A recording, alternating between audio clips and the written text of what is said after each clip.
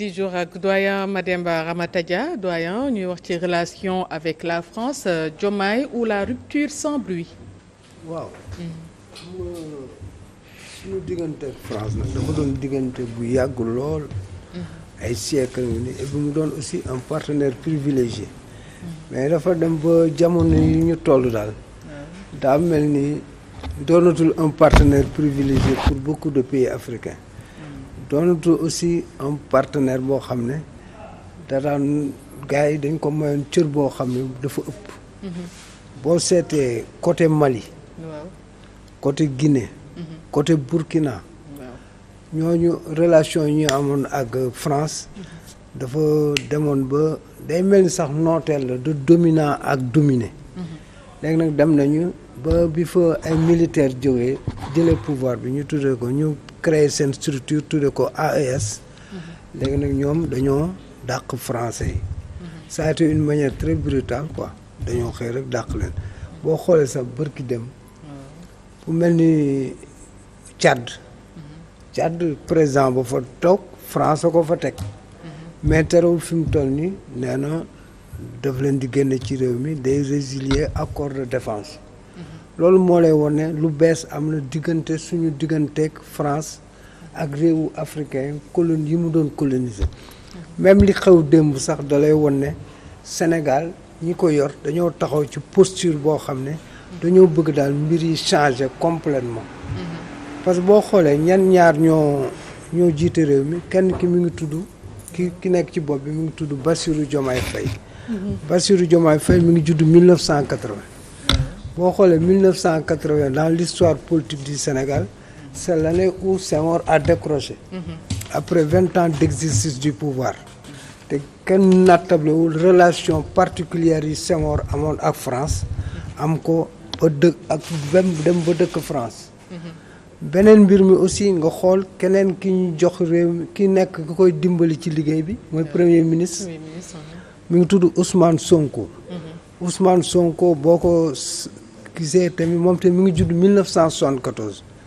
judd 1974 mooy date boobu moom la ñu créé parti PDS.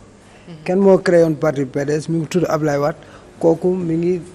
jël pouvoir bi def 12 ans ensuite ak relation nga seet aussi Diouf relation yi mu am ak France.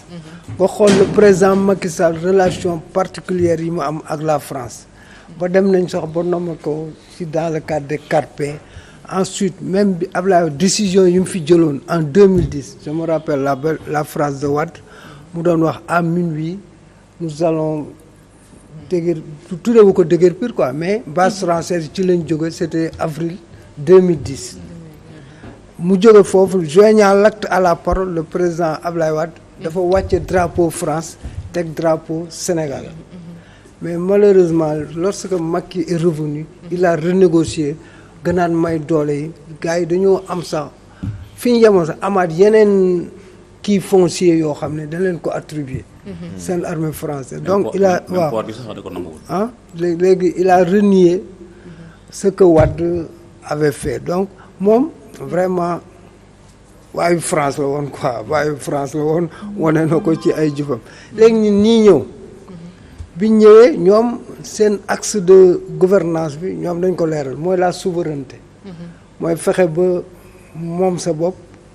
ci wàllu xalaat ci wàllu jëfin ci wàllu koom-koom ensuite fexe ba mënal sa bopp aussi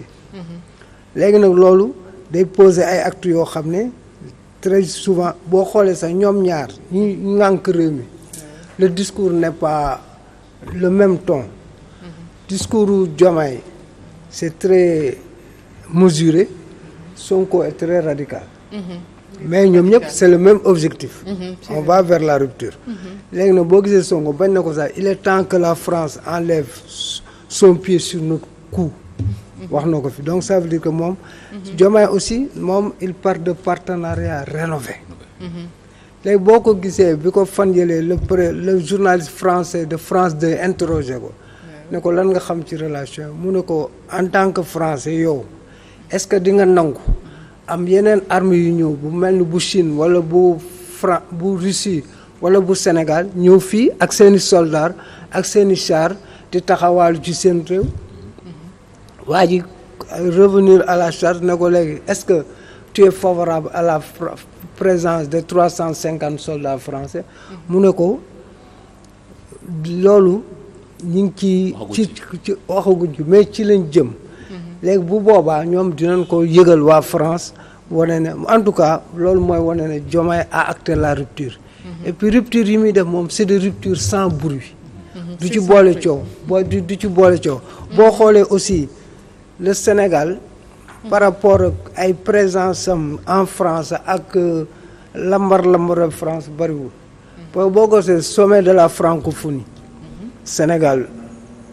a envoyé un ministre des Affaires étrangères dans l'histoire politique aucun chef d'État sénégalais ne l'a encore fait boo xoolee aussi il diversifie ses relations commerciales gis nga la Chine accord yi mu signé ak ñoom récemment la Turquie les États-Unis te boo gisee aussi le coup de fil de Poutine bi mu envoyé à Poutine yooyu yëpp moo lay woon ne Diomaye est dans la trajectoire d'une rupture avec la France mais une rupture raisonnée une rupture intelligente qui ne sera pas brutale parce que Bob Marley da ko wax quoi 2000 years of history could not be wiped so easily 2000 ans d'histoire ne peuvent pas s'effacer si facilement donc ça veut dire que nous avons des atomes très crochus avec la France moo tax loo ciy def rek na nga ci ànd ak xel bañ ci ànd xëtër loolu c'est ce que j'appelle la rupture à la Diomaye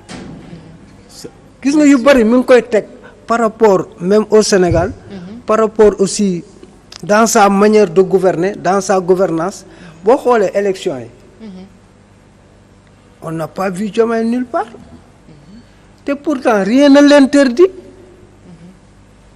kenn terewu ko nekk président de la République soutenir ce parti kenn terewu ko mais defu ko il était au-dessus de la mêlée donc ça veut dire que rupture à la Diomaye vraiment c'est bien enclenché et ses relations avec la léegi nag moom il appelle à un partenariat rénové partenariat boo xam ne gagnant lañ ciy def mooy li ma doon wax rek ku nax sa waajur wu góor sa maam bu góor bu tudd Ablaye Wade nax sa maam bu góor bu tudd Léopold Sédar Senghor nax sa waajur bu tudd Abdou Diouf nax sa mag sa grand frère bu ñu wax Macky Sall bu la naxee da la neex Seydina ñii ils ont retenu les leçons de l'histoire loolu daf leen war a jariñ te gis nañ ànd bi lan moo ci am nooteel ak fexe sax ba sa culture ci boppam bi nga amoon dañ la koy boo xoolee affaire daara yi nga defee ne ça participe à une quête de la souveraineté parce que notre système pédagogique dañ ko c'est un système importé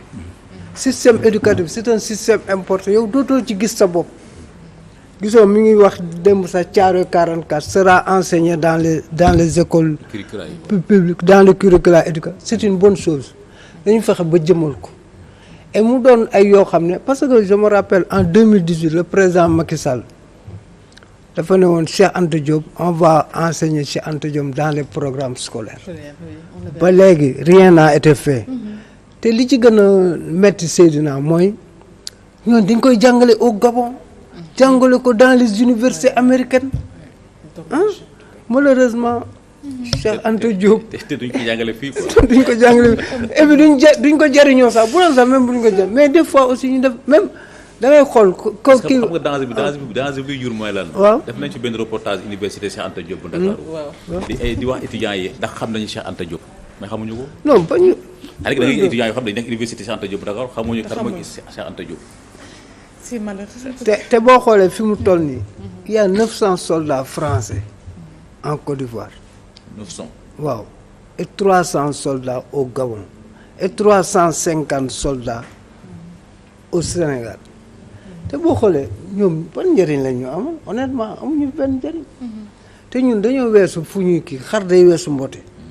après 64 ans d'indépendance dañu war a voler de nos propres ailes teg ay mbir pour sunu réew parce que responsabilité bu rëy la parce que système yi fi jaar yëpp ont échoué ce système là cette gouvernance là ne doit pas échouer bis bu échoué rek ça veut dire que c'est fini pour le Sénégal donc moo tax je crois que ñi ñu yor am nañ la claire conscience que la tâche est très ardue et puis le chantier est énorme léegi nag par rapport à ça li ci des mooy on va vers une assemblée nationale qui sera mise en place aujourd'hui installé ko après les commissions vont suivre et cetera mais daal li ñu leen di ñaan que ça soit une assemblée de rupture comme Diomaye est dans la rupture daal que cette assemblée ba ne fasse pas obstacle à la rupture mu doon ay députés yoo xam ne ñu xam li leen war mooy lan voter des lois li leen war mooy lan contrôler l'action gouvernementale li leen war mooy lan évaluer les politiques publiques li leen war mooy lan mettre en place des commissions d'enquête parlementaire s'il y a lieu parce que sunum réew dafa doon réew moo xam ne dafa bëri scandale donc chaque fois député dañu war a mettre au et puis ñoo aussi ñuy fexe bay contrôler l'argent de l'Assemblée nationale parce que waaw parce que ñi président commission des finances généralement ils ont cette difficulté tu te rappelles de Thierno Bocoum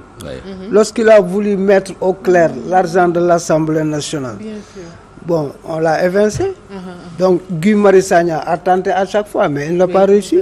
donc mais espérons que cette fois-ci ça sera la bonne et que Sénégalais dinañ am député yoo xam ne wax dëgg yàlla qui vont mettre fin à ligne parce que dañoo demoon ba image yu assemblée boobu yaakaar nga ne dina am d'autant plus que